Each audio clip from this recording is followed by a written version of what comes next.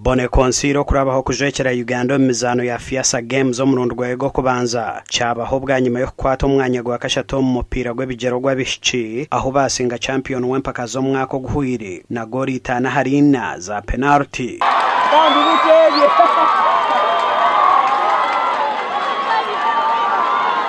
nukwe kuhangura bronze. Bone konsire singire Standard High School zana goli 3-0 omurizana rwa timu 8 konko mu semifinal nyemwe abazyo basingirwe timu ya St. Noah Girls goli na haryemwe kandi yagomiza mu kusinga timu ya Amos College na goli itana hari 3 za penalty okuhangura empakezi.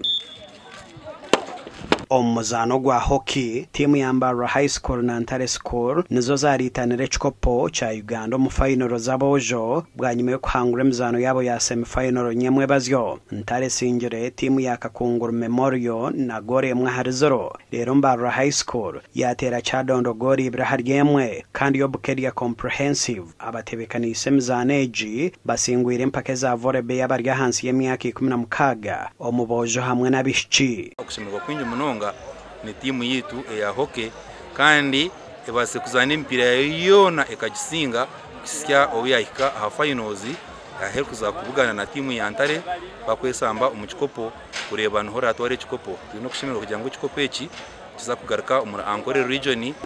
Safari bakuzana semi final game na St.